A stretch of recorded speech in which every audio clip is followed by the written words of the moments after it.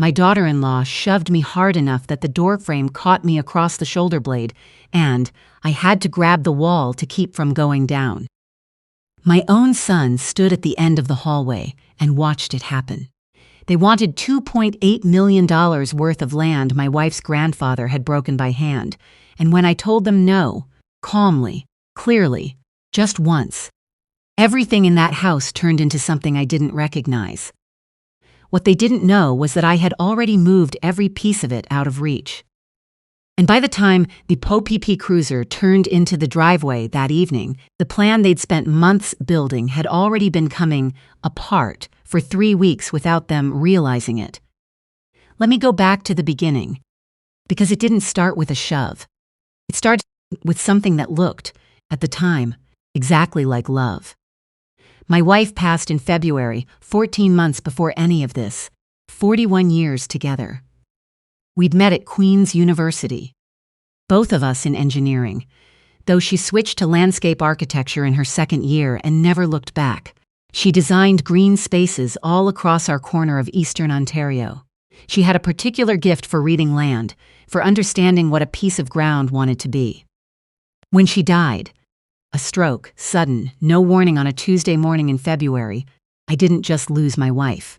I lost the person who knew every room in the house and every acre of the property and every line in the financial statements we reviewed together each spring at the kitchen table. I was managing. I need to say that clearly. I was 64 years old, not 94.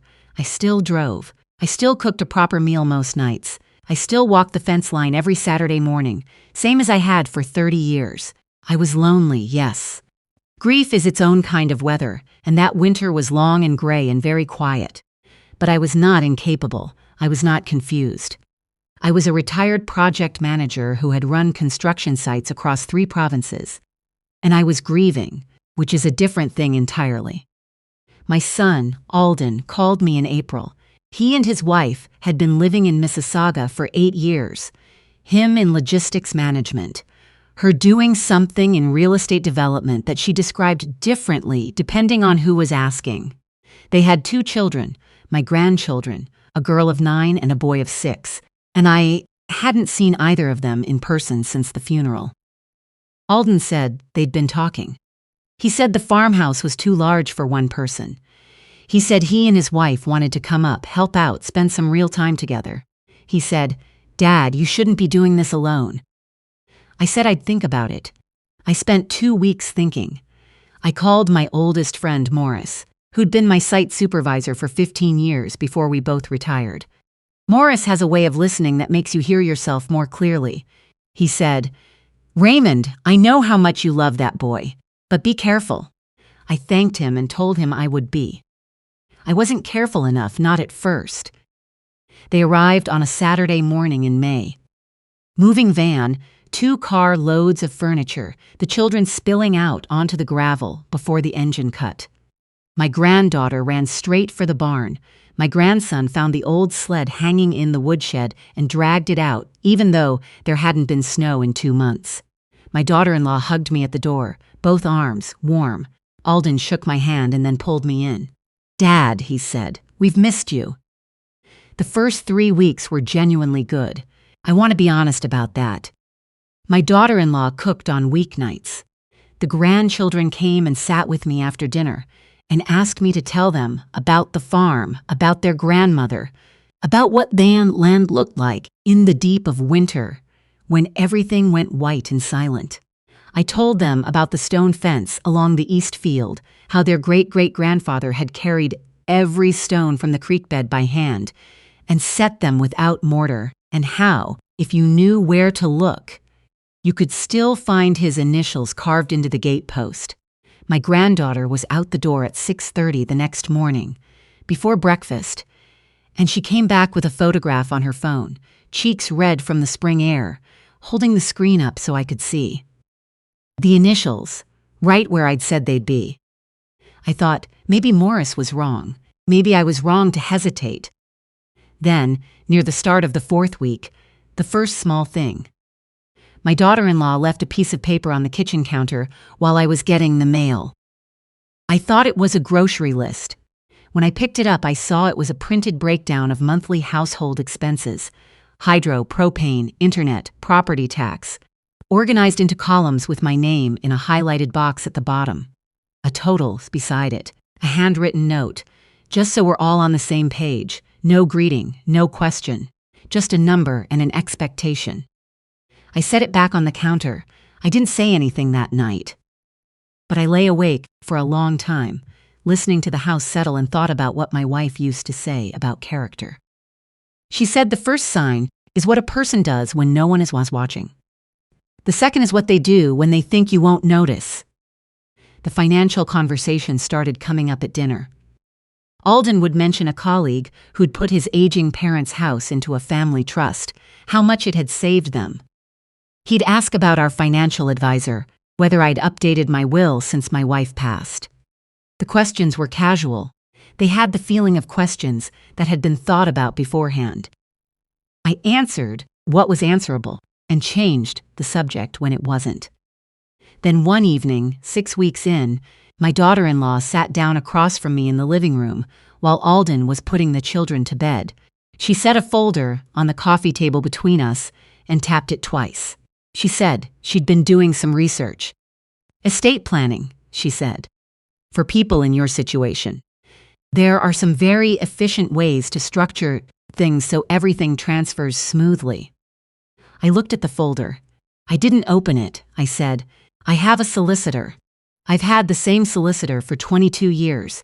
Everything is structured the way my wife and I decided together. She smiled. The smile lasted a half-second too long. I know, she said, but things change. I just want to make sure you're protected. That night, I drove to the end of the laneway and called my solicitor from my truck with the engine running. I told him what I'd been noticing. He told me to write everything down. Dates, times, who said what.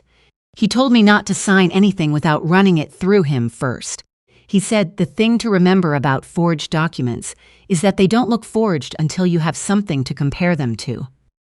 We scheduled a meeting for the following week. I started keeping notes in the same kind of narrow-ruled, hardcover notebook I'd kept site records in for 30 years. It fit in my shirt pocket. I kept it in my truck. In the 7th week, I noticed my filing cabinet had been gone through. I have a system I've maintained since before Alden was born. Project files in front, financials in back, personal records in the hanging folders on the left. Someone had been in the hanging folders. The tabs were shifted, not dramatically, just enough that I knew, the way you know when something in a room has been moved and put back almost right. I drove to my solicitor's office the next morning without calling ahead. We spent 2 hours going through everything: my will, my wife's trust documents, the property title on the farmland, the investment accounts. Everything was intact. Then, at his suggestion, I went to the bank in person and spoke to the branch manager. I added biometric verification to my primary accounts. I changed all security questions to something no one could find through a search or a conversation. The name of the street where my wife and I had lived in our first apartment 42 years ago, a street that had been renamed since and no longer appeared on any current map. The manager told me something before I left. He said there had been an attempt 3 days earlier to change the mailing address on one of my accounts through the online portal. The system had blocked it because the login came from an unrecognized device. That device was inside my own house. I drove home. I made dinner. I sat at the table with my son and my daughter-in-law and my grandchildren, and we talked about the boys' school project on the St. Lawrence Seaway and the girls' soccer team and whether we ought to fix the gate on the East Field before summer. I didn't let anything show on my face. 30 years of managing sites with competing contractors and impossible deadlines teaches you that much. But that night, after the house went quiet, I packed a bag in the dark. My wife's wedding ring, which she'd given to me in her last days and asked me to keep. The photographs from the mantel, my father's watch, my personal files, and the external hard drive from my office. I drove south to Morris's house, 2 hours each way, and I put the bag in his spare room. I drove back before sunrise.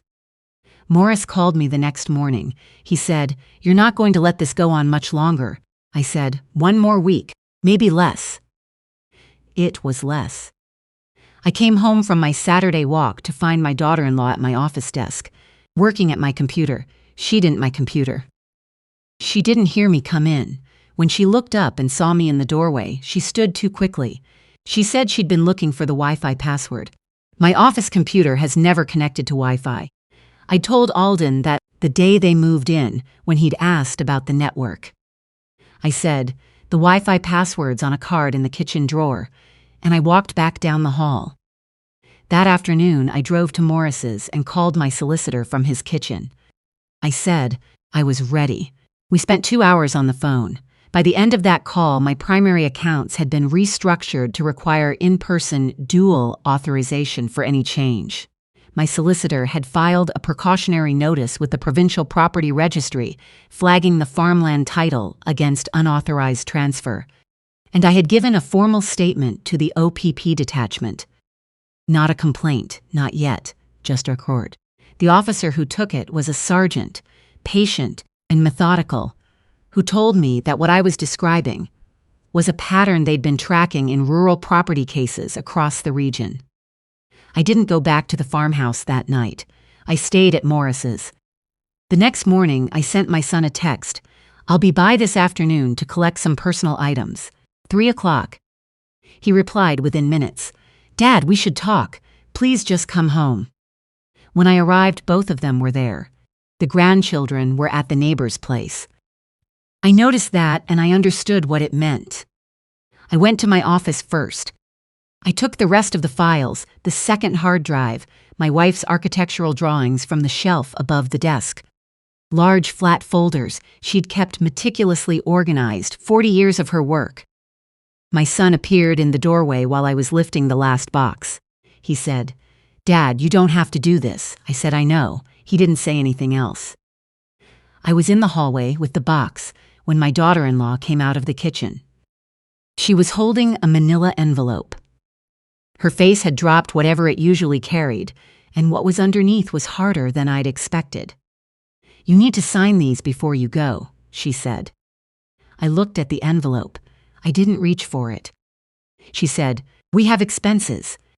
This land, this house, just sitting here. We've been here for months and you haven't done a single thing to actually help us." I said, "The land is not mine to give. It belongs to my wife's family. It will go where she wanted it to go." She said, "You're old. You're alone. You don't even understand what you're sitting on." I looked past her to where my son was standing in the kitchen doorway. His face was doing something I'd never seen it do. A kind of pulling in opposite directions. He wasn't looking at me. He was looking at the floor between us. I said, "Tamara, I'm leaving now." She moved in front of me. She put her hand flat on my chest and shoved me backward into the wall. The doorframe hit me across the shoulder and I dropped the box. Papers went across the floor. I didn't fall, but I needed a moment to find my footing, and in that moment she raised her voice in a way I hadn't heard from another person in 40 years. She talked about the money. She talked about how much they'd sacrificed coming up here. She said, nearly $3 million of land was sitting there doing nothing while they were struggling, and I was choosing a sentimental story about a dead woman's grandfather over my own family. I looked at my son. He took one step toward us. I thought for 1 second that he was coming to stand beside me. He stopped. He said, "Tamara, that's enough." But he was looking at her, not at me. It was directed at me, a request for me to stop causing problems. I gathered what papers I could from the floor. I walked to the front door. My shoulder was already beginning to stiffen. My hands were steady. At the door, I turned back. I looked at my son. I said, "Alden, when you're ready to see what's been happening in this house, I'll be there." I walked out and called 911 from the end of the driveway. The OPP arrived in under 15 minutes. I gave my statement standing next to my truck. I showed them photographs of the power of attorney form, the bank's record of the unauthorized login attempt. and 63 days of dated entries in my notebook. One officer went to the front door. I watched my daughter-in-law answer it. I watched her expression change. At the hospital, a doctor looked at my shoulder and said nothing was cracked, only badly bruised. A social worker came in and asked careful questions. I gave her the same documentation I'd given the officers. She told me I'd done everything correctly. She said that in most of the cases she saw, people arrived with nothing to show. No record, no witnesses, no documentation. She said the notebook alone was unusual. I'd kept notebooks for 30 years. It was just habit. My daughter-in-law was charged 11 days later, fraud over $5,000, uttering a forged document, assault. The power of attorney form had been submitted electronically to a financial institution where I held an investment account. The signature was not mine. The institution had flagged it and held it pending verification, and the flag had sat in a queue until the investigation opened it. A clerk I had never met, following a protocol they had probably followed 100 times without knowing it mattered, had kept me from losing a very significant part of what my wife and I had built. I thought about that clerk for a long time afterward. My son called me 2 weeks after the charges were filed. He didn't ask about my shoulder. He said, "I didn't know about the documents." I said, "I believe you." He said, "I should have stopped her at the wall." I said, "Yes." There was a long silence. He said, "I'm sorry, Dad." I said, "I know you are." He drove up to Morris's the following weekend, alone, and we sat at Morris's kitchen table for most of the afternoon. He told me things I hadn't known. He said Tamara had been managing their finances almost since the beginning, that he hadn't seen a bank statement in 4 years, that she'd told him accounts existed that she'd never let him access. He said he hadn't understood it was fear until he was sitting across from his father.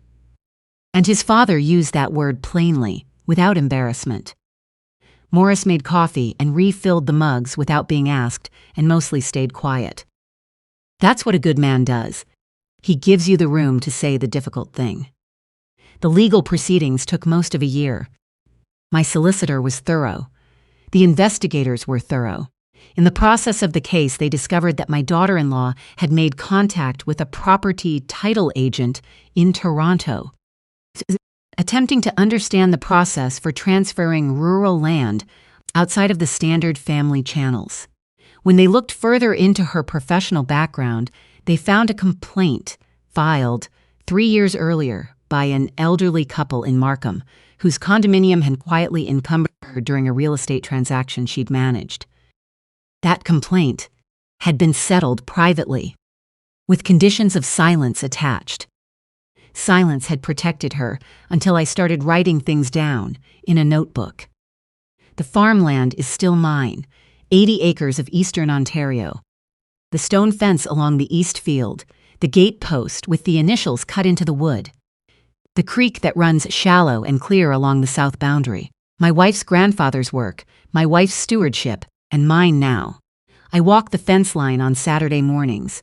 My granddaughter comes with me on the weekends when the children stay over.